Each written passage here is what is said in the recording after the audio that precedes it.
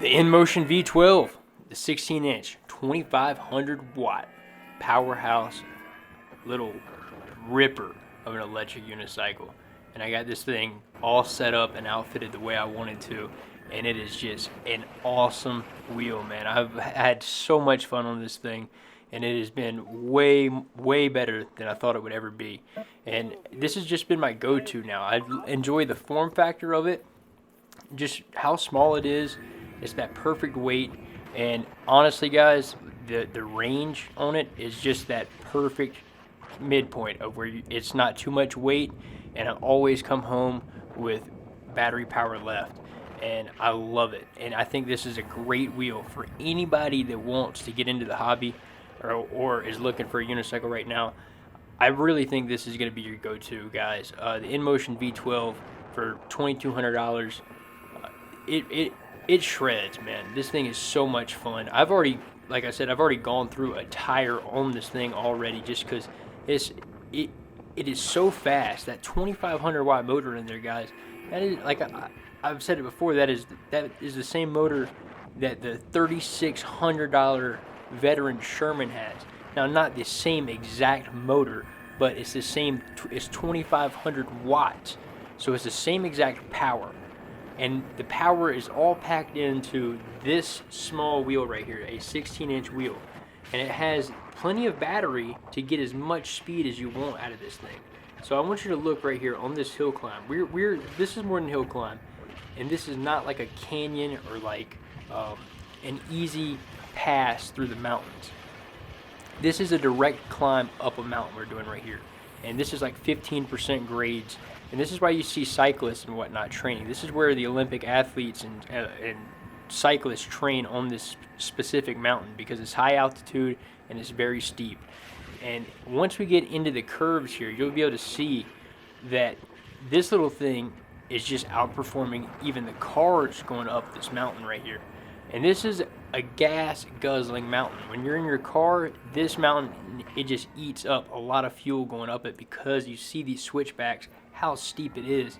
This little thing with that small diameter tire with that extremely powerful motor, it just shreds, man. It really does ride good. I got that sound wave effect enabled on it, and I got it looking like a dirt bike. I literally just cut the front tip of the fender off of a plastic CRF 50 plastics kit. You can get them on Amazon for cheap. And I just had some extra parts laying around, so I don't know. I went overboard with it and just had some fun and made it look unique. And you can always change it up. Like, I literally have had wheels look completely different like 10 times and then put them all back to normal. But you see right here, a car even pulling over for me to go by.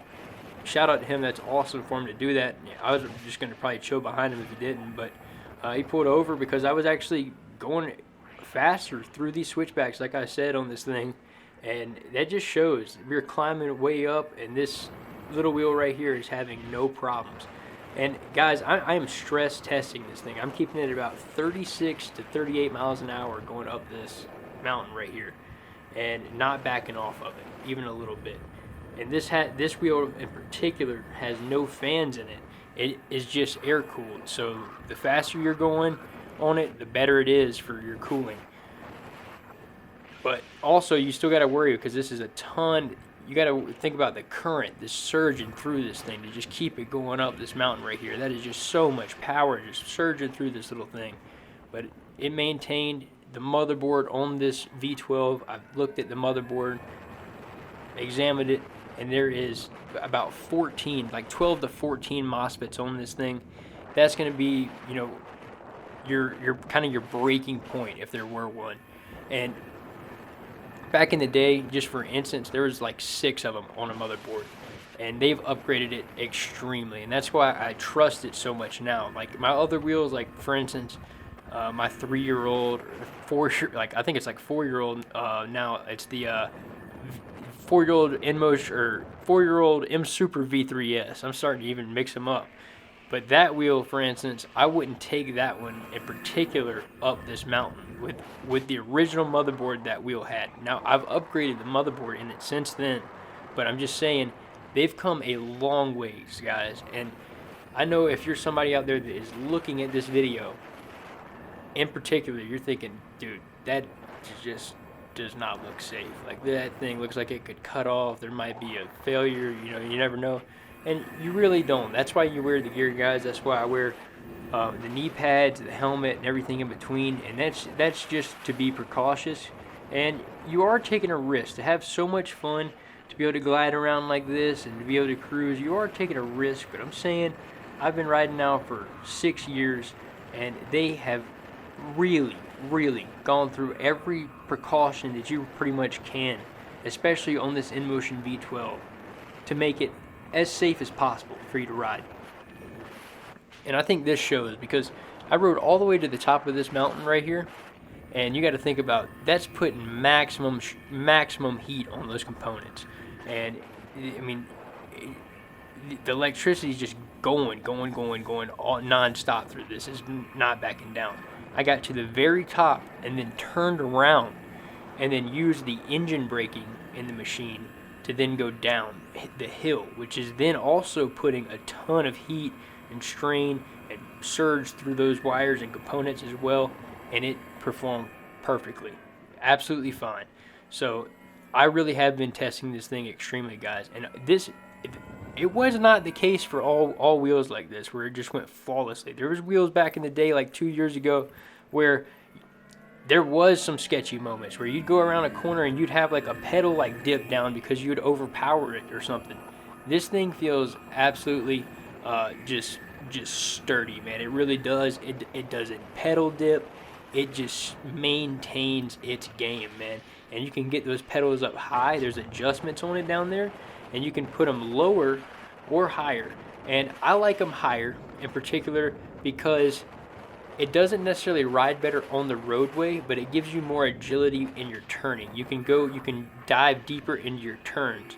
But if you are a newer rider, you can get those pedals lower, which lowers your center of gravity and makes it easier for you to ride. It really does help out. And also, if you're a new rider, if you're just learning a little bit, another tip, don't go ride far like this, but if you're just riding around in your driveway, you can lower your air pressure a little bit down low, and it really helps to learn to ride. Don't go far, don't hit any bumps or anything like that with it, but you can lower that air pressure and then lower these pedals on this Inmotion V12 down. I'd say keep your air pressure at about 18 psi or so for learning in your driveway. Don't even ride into the road or anything if you have it that low. But for learning, keep those pedals low and that pressure low, and it just makes it a little bit easier for you to learn. I definitely think out of all the unicycles available right now, this is the best bang for your buck. If you want all the features, you want the speakers, you want a fast wheel that's deceivingly fast, that is unbelievable.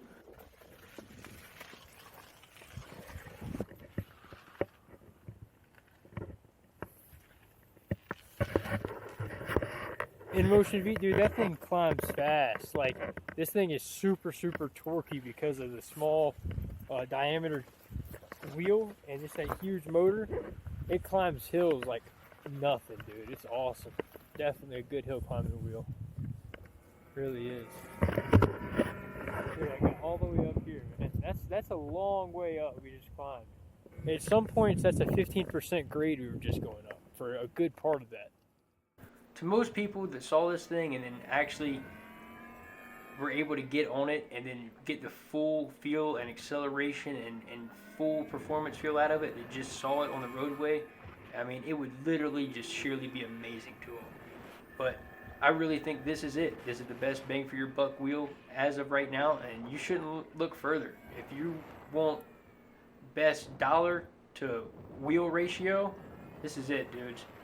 So only things I would pretty much tell you to do on this wheel is a heads up, is just run your tire pressure higher on this wheel because it's a small little wheel with no suspension. Run it about 35 psi for a 150-pound man. And then also you want to build a little type enclosure around that top area of the screen if you're doing any type of off-road. Other than that, it's awesome.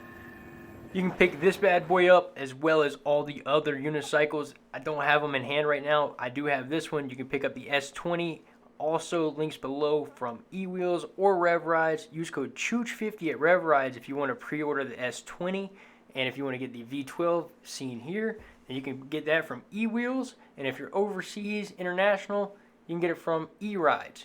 Links below with all the discounts applied, and affiliate links are all below, or either you can use the link tree and then see them with pictures and all that right next to them and a cool layout. But anyways, dudes, it's been Chooch. If y'all enjoyed the video, throw it a thumbs up, and I will see you dudes in the next one.